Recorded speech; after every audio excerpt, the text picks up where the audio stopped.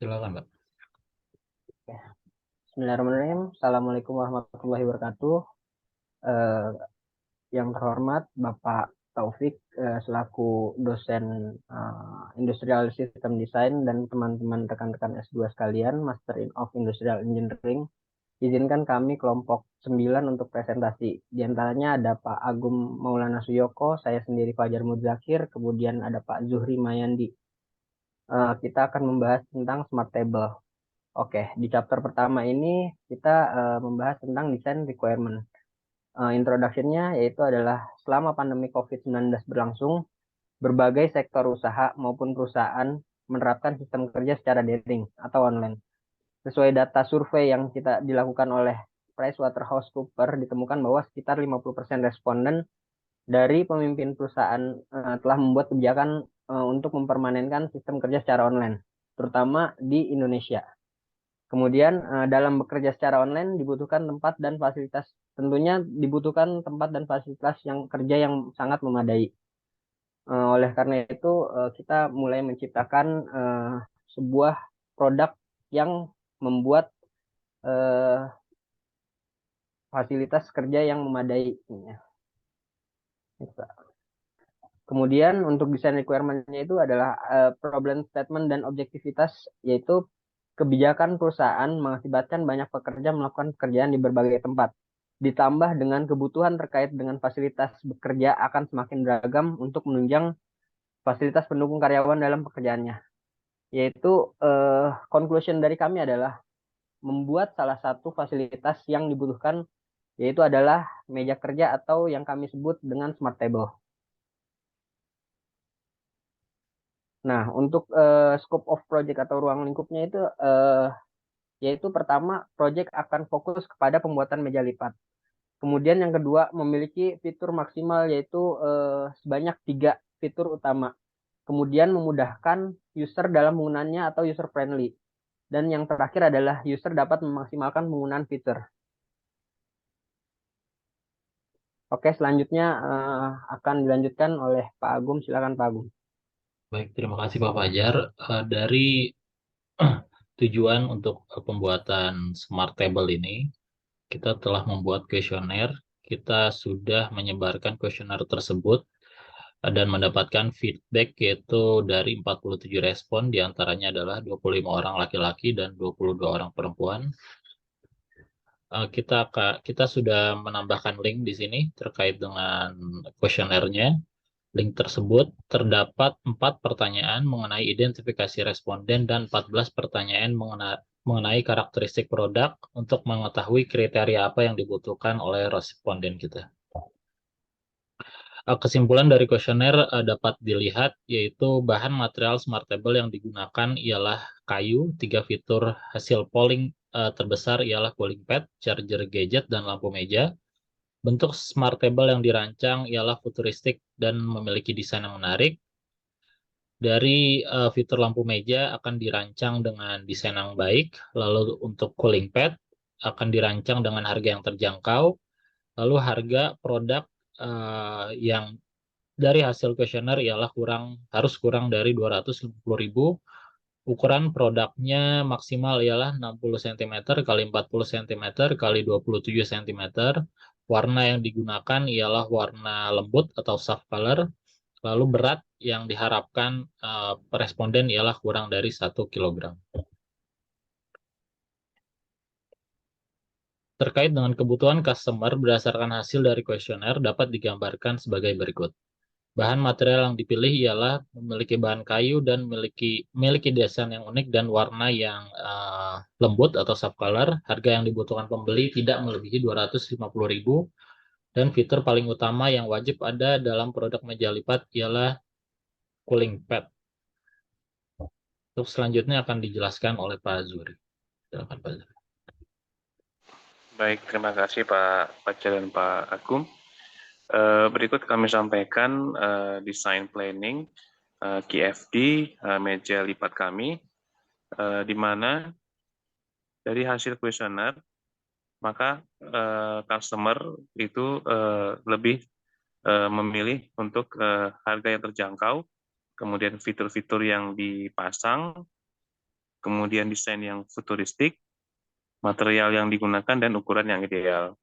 Untuk itu kami membuat functional requirement seperti memilih material yang berkualitas, kemudian inovasi desain yang unik, kemudian akan adanya kemudahan akses pemesanan, memberikan akses testimoni, dan tampilan produk yang lebih menarik.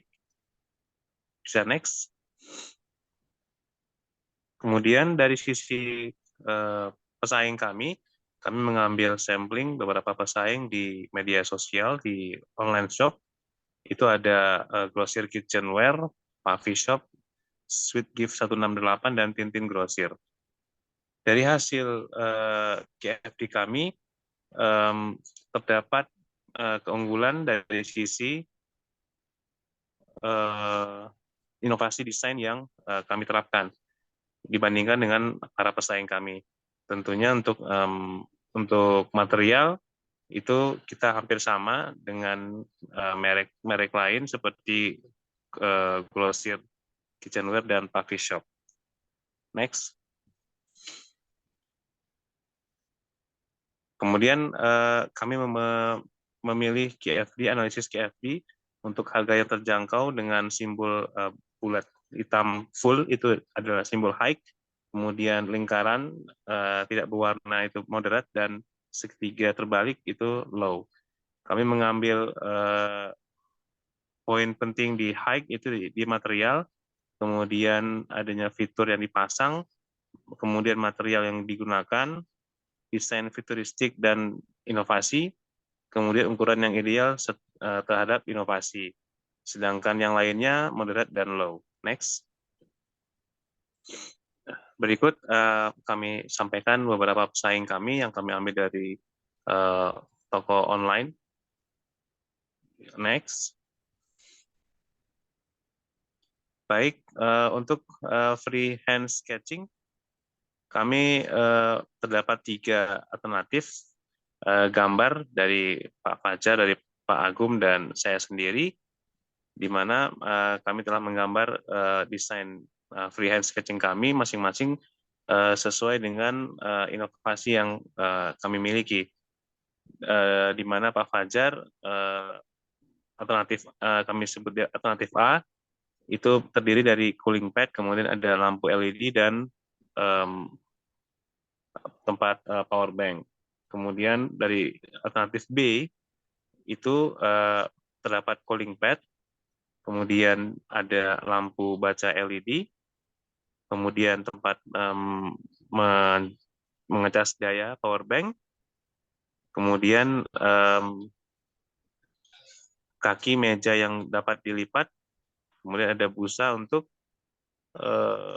di bagian kakinya. Sedangkan untuk yang desain ketiga atau alternatif C, terdapat cooling pad, kemudian lampu baca, kemudian charger power bank, tempat minum, dan kaki yang bisa dilipat. Next. Baik, untuk tabularnya silakan kepada Pak Agung, silakan. Baik, untuk tabular additive method kita lakukan berdasarkan fokus group discussion. Jadi dari alternatif yang sudah disebutkan sebelumnya oleh Pak Zuhri, kita membuat beberapa kriteria, yaitu harga terjangkau, fitur yang dipasang, desain produk, ukuran produk, dan berat produk.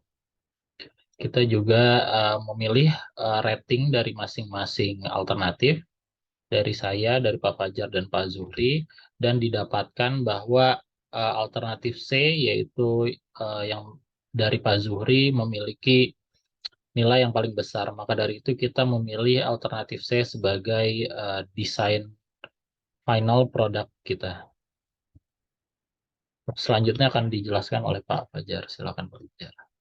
Baik, untuk chapter ketiga ini, terima kasih Pak Agum sebelumnya. Oke, untuk chapter ketiga ini yaitu Design Selection Technical Drawing menggunakan 2D. Pada technical drawing ini yang paling mendasar yaitu sketsa desain pada sebuah produk. Oke, untuk gambar 2D ini atau blueprint kita wajib untuk tahap awal dalam pembuatan smart table ini. Kemudian ada ditampilkan tampak depan, tampak samping kiri kanan, dan tampak atas. Next, Pak. Oke, untuk ini CAD atau Computer Aided Design yang kami gunakan pada pembuatan 3D yaitu software dari AutoCAD 2020. Demikian desain kami, yaitu dari tampak atas kiri dan tampak atas kanan dan tampak bawah kanan. Di situ terlihat ada untuk menaruh smartphone, ada lampu baca, mousepad dan cooling pad, dan meja kaki meja yang dapat dilipat. Next, Pak. Nah, kemudian untuk chapter keempat yaitu design analysis and testing. Yang poin pertama adalah ergonomik. Ergonomik yang kami tujui adalah produk meja lipat yang sering ditemui terdapat masalah pada fitur serta penggunaannya. Masalahnya diantaranya adalah tidak sesuainya dengan postur tubuh sehingga terjadinya mudah lelah, fitur yang tidak lengkap sehingga membutuhkan produk atau alat lain untuk penggunaannya, serta kualitas kekuatan bahan dan display smart table.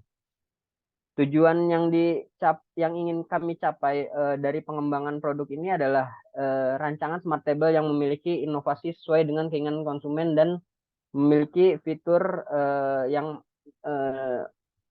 maksimal. Selanjutnya, Pak. Nah, berikut adalah data antropometrinya, yaitu pada bagian A, yaitu tinggi kaki meja ke alas duduk. Pada dimensi tubuh ke nomor 10, yaitu tebal paha.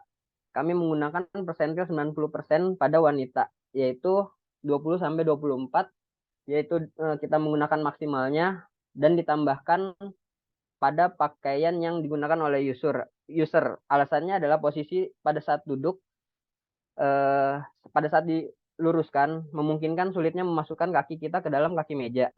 Oleh karena itu, untuk menghindari hal tersebut, yaitu kesulitannya pada bagian paha pada saat memasukkan karena tinggi dari meja tidak maksimal, makanya itu kami perlu menyesuaikan dengan tinggi meja tersebut. Kemudian pada bagian B1, yaitu jarak genggaman tangan ke ujung meja. Kami menggunakan dimensi tubuh nomor 26, yaitu jarak genggaman tangan atau grip ke punggung ke posisi tangan ke depan atau horizontal. Kami menggunakan persentil 5 atau minimal ya pada wanita, yaitu 32 sampai 35 cm, dan kami menggunakan paling kecil yaitu 32. Alasannya adalah apabila jangkauan terhadap jarak genggaman tangan ke ujung meja tidak dapat diraih, maka user akan mengalami kesulitan untuk menjangkau. Hal ini bertujuan untuk jangkauan antara jarak genggaman terhadap ujung meja yang akan didesain. Kemudian untuk bagian B-nya itu yaitu jarak antara kaki meja depan dan belakang. Kita menggunakan dimensi tubuh nomor 12, yaitu jarak dari lipat lutut atau popliteal ke pantat. Kita menggunakan maksimal persentil 95% pada wanita. Kita menggunakan maksimal. Alasannya itu kedalaman pada meja depan sampai belakang haruslah sesuai dengan dimensi panjang antara lipat lutut dan pantat. Jika berlebihan, maka bagian pinggul dan punggung akan cepat pegal dan tidak kurang maksimal atau tidak nyaman. Untuk merasakan manfaatnya, makanya harus dimaksimalkan. Kemudian pada bagian C1, yaitu panjang meja, dimensi tubuh nomor 16, yaitu lebar pinggul, kita menggunakan persentil pada wanita 95%, yaitu kita menggunakan maksimal. Dan ini ditambahkan 5 karena untuk lebih memudahkan memberikan kenyamanan maksimal terhadap panjang dari meja. Maka panjang meja disesuaikan dengan lebar pinggul agar terlihat tidak sulit pada saat menggunakan produk kami, yaitu smart table. Kemudian pada bagian C2, yaitu jarak antara kaki meja kiri dan kanan, kami menggunakan dimensi tubuh ke-16, yaitu lebar pinggul lagi, untuk memaksimalkan yaitu 52 cm. Alasannya itu untuk faktor kenyamanan pada saat duduk intinya. Oke, next, Pak. Kemudian pada pemilihan material terhadap produk itu sangat penting dilakukan ya. Karena apabila tidak sesuai dengan produk yang digunakan, maka akan terjadi ketidaksesuaian produk. Berikut adalah material yang kami pakai, yang menurut kami cocok digunakan untuk produk kami, yaitu yang pertama meja lipat. Tentu meja lipat itu sangat karena ini merupakan bahan utama dari produk ini, yaitu kami menggunakan MDF atau bahan daur ulang kayu yang sangat cocok digunakan karena memang lebih ringan dibanding dengan material lainnya dan sangat ramah lingkungan. Itu yang paling concern oleh kami. Kemudian kedua, kaki meja. Kaki meja kami terbuat dari bahan metal yang sangat solid. Menggunakan metal yang kuat agar dapat menopang berat beban pada smart table dan mudah dilipat serta mudah digunakan. Nah, ini pun ada kaitannya dengan nanti yang akan dibahas oleh Pak Zuri. Kemudian nomor 3 yaitu lampu LED. Kita udah survei lampu LED itu rata-rata menggunakan aluminium plus PC plus ABS. Karena ini penggunaannya materialnya mudah dicari dan dapat menghantarkan arus listrik yang sangat kecil. Kemudian cooling pad. Cooling pad kita menggunakan bahan plastik yaitu polipropilen yang sangat ramah lingkungan dan menggunakan bahan daur ulang juga yang berdiameter 16 cm agar memaksimalkan speed yaitu plus minus 1000 rpm per menit. Karena ringan dan harga sangat terjangkau dibandingkan bahan plastik lainnya atau menggunakan bahan besi atau lainnya. Kemudian yang kelima adalah power bank. Power bank ini kami menggunakan rubber dan metal. Karena rata-rata power bank pun menggunakan yang sama ya. Sebagai penyimpan daya, rubber dan metal itu material yang baik untuk menghantar daya dan sangat cocok serta lebih ramah lingkungan. Selanjutnya akan dilanjutkan oleh Pak Zuri. Silakan Pak Zuri. Baik, terima kasih Pak Fajar. Berikutnya kami akan menjelaskan tentang structure analysis, di mana tadi sebelumnya Pak Fajar telah menjelaskan material yang digunakan. Maka kami menyampaikan kembali bahwa meja lipat kami terbuat dari bahan MDF atau daur ulang kayu yang dapat menahan beban hingga 5 kg. Dimensinya adalah 55 x 32 dan dikali 25 cm. Untuk kaki meja terbuat dari bahan metal yang kuat. Kemudian untuk lampu LED, kami menggunakan LED dengan cahaya yang putih, white light, dengan material aluminium PC ABS sepanjang 25 cm. Kemudian pada meja smart table kami tambahkan cooling pad dengan berbahan plastik, diameternya 16 cm, yang dapat berputar dengan kecepatan 1000 rpm per menit, dengan dimensi 240 x 320 dikali 30 mm. Untuk power bank, kami di sini menggunakan power bank dengan daya kapasitas 10.000 mAh dengan dimensi 14 x 6 dan dikali 2 cm. Next, Pak. Berikut kami sampaikan stress testing yang kami lakukan menggunakan aplikasi SolidWorks, di mana testing kami lakukan dengan memberikan daya tekanan dari atas ke bawah, dari atas meja ke bawah dengan bermacam-macam variasi. Terdapat tekanan dari 5 Newton, kemudian kami tingkatkan menjadi 10 Newton, dan yang paling terakhir kami tes dengan kekuatan tekanan 20 Newton, di mana tekanan 20 Newton hampir setara dengan 2